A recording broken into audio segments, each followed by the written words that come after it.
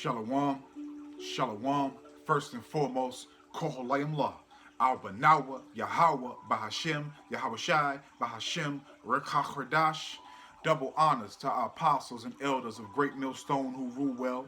Salutations to the Akim out there on the highways and the byways.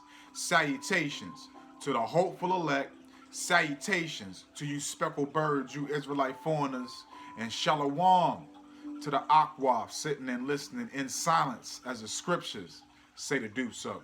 Okay, this is your brother, Amoth Ya'ais from Yahweh of the Great Millstone, Northern Virginia. Back at it again, putting in this work, man.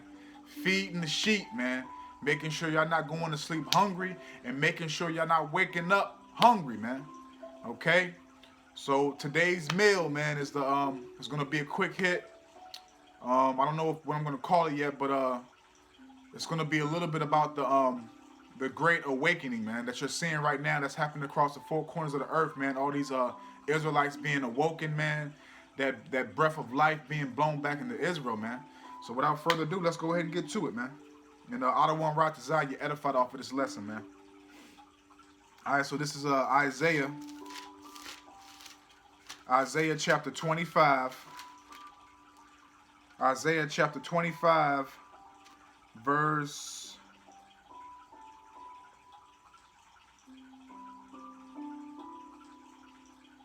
Salakia.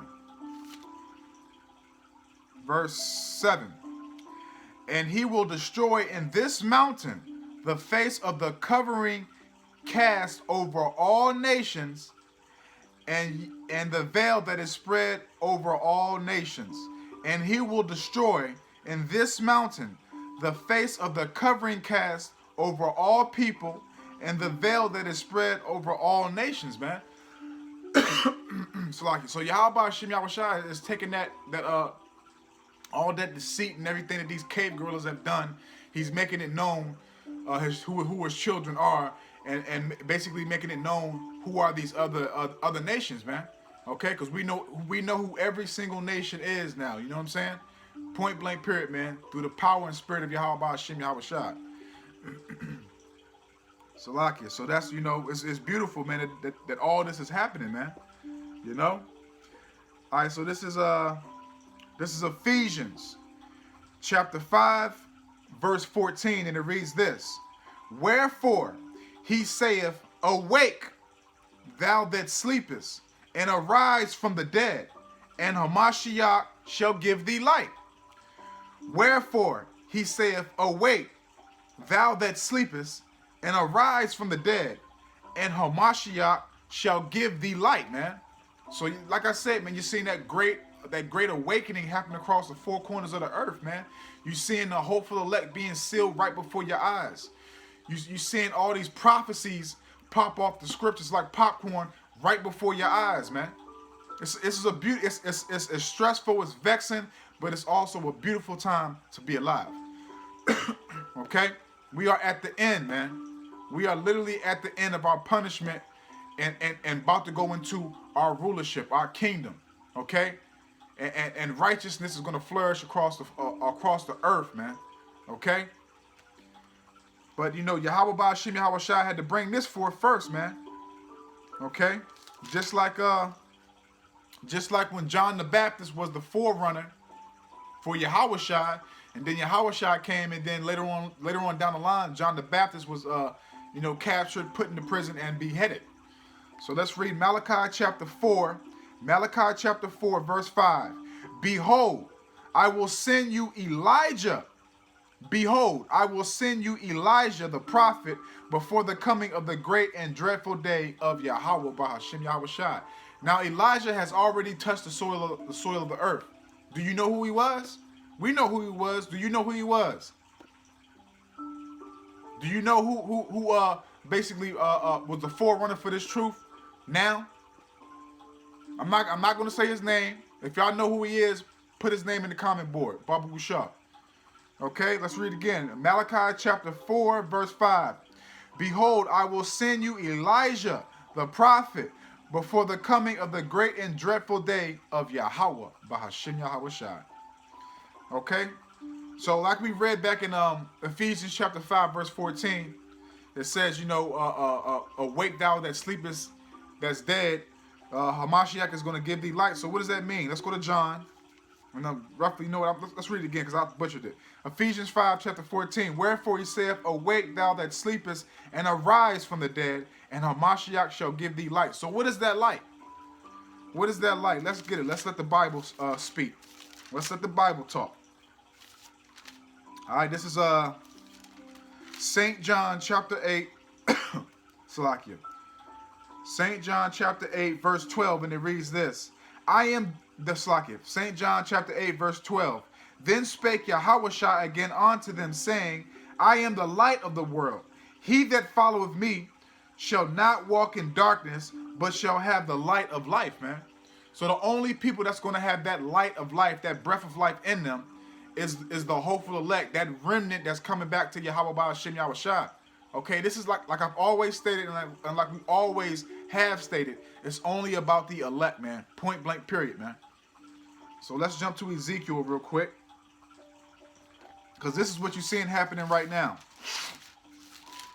This great awakening, man. This is what you're seeing happening right now. This beautiful, great awakening, man. Okay. Okay, this is Ezekiel. We can read this whole chapter. This whole chapter is beautiful, but we're going to read verses 9 and 10. Ezekiel chapter 37, starting off at verse 9.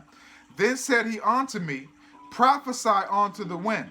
Prophesy, son of man, and say to the wind, thus saith Yahweh power, come from the four winds. Thus saith Yahweh power, come from the four winds, O breath, and breathe upon these slain, that they may live. So I prophesied as he commanded me, and the breath came into them, and they lived, and stood upon their feet, an exceeding great army, man. That exceeding great army, the 144,000 governing body of the world, man. Okay? The kings, the priests, the prophets. Okay? And with that 1/3 remnant, man, that's being awoken to this everlasting water of life, man. Okay? You're seeing the great awakening happening right before your eyes, man. You're seeing history being made right now. Okay? You're seeing the history that's being made that's going to be talked about forever in the kingdom. Okay? Point blank, period, man. This is the most beautiful thing, the most beautifulest thing you could ever see in your life. Okay? That's happening right now before your eyes. The great awakening, man. Okay, let's jump to Ephesians real quick. Because like I said, it's only for the elect, man. It's only for the elect.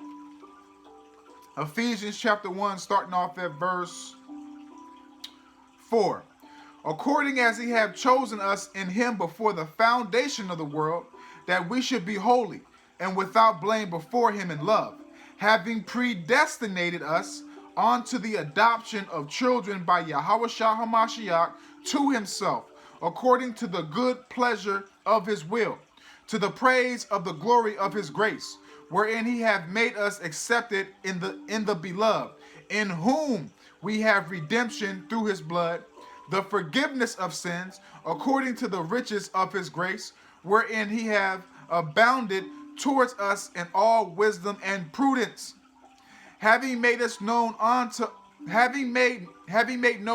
us the mystery of his will, according to his good pleasure, which he hath purposed in himself, that in the dispensation of the fullness of times he might gather together in one all things in Hamashiach, both which are in heaven and which are on earth, even in him, in whom also we have obtained an inheritance, being predestinated according to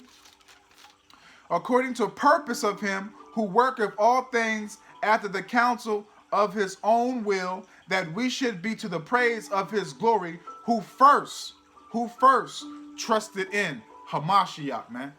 Okay? So it's that predestined lot that was chosen before the foundation, the creation of the world, man. That's what you're seeing. Those are the ones that you're seeing being awoken right now. Those are the ones that's coming back to Yahweh Ba'ashem Yahushua. Those are the ones that's forsaking their way and repenting and following righteousness, man. Okay? That's what you're seeing before your eyes. That great awakening, man. You're seeing history being made right now, man. And if you're in this truth with all truth and sincerity, man, it's beautiful in your eyes, man. Every time the scriptures come out, man, they comfort you. They make you feel warm. You just feel so loved.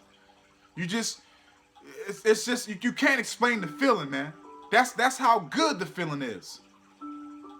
Okay, but let's keep on going, man. Let's keep on going. Let's jump to Baruch.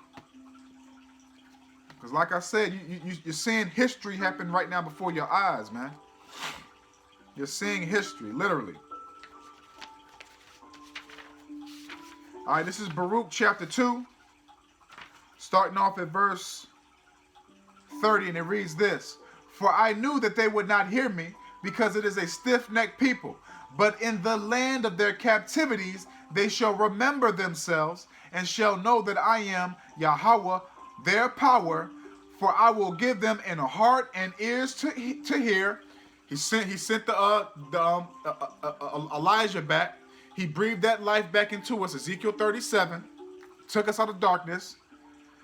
Verse 32. And they shall praise me in the land of their captivity, and think upon my name, and return from their stiff neck and from their wicked deeds, for they shall remember the way of their fathers which sinned before. Yahweh, Bahashem, Yahweh Shai.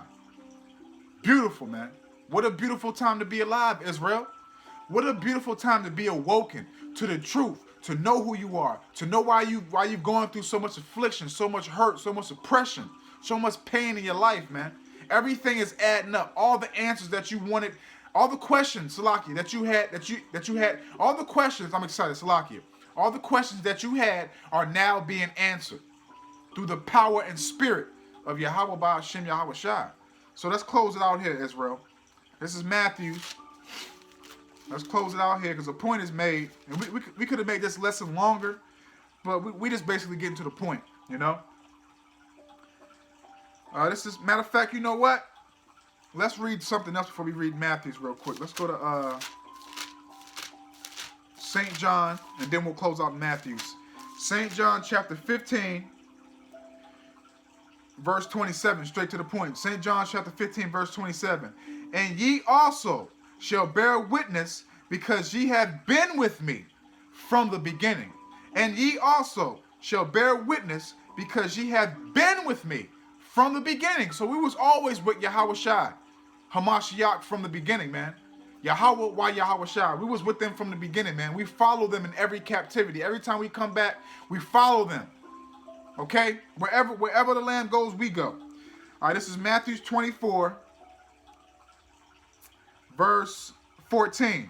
And this gospel of the kingdom shall be preached in all the world for a witness unto all nations, and then shall the end come. And this gospel of the kingdom shall be preached in all the world for a witness unto all nations. Why does it say all nations? Because Israel is scattered to all nations.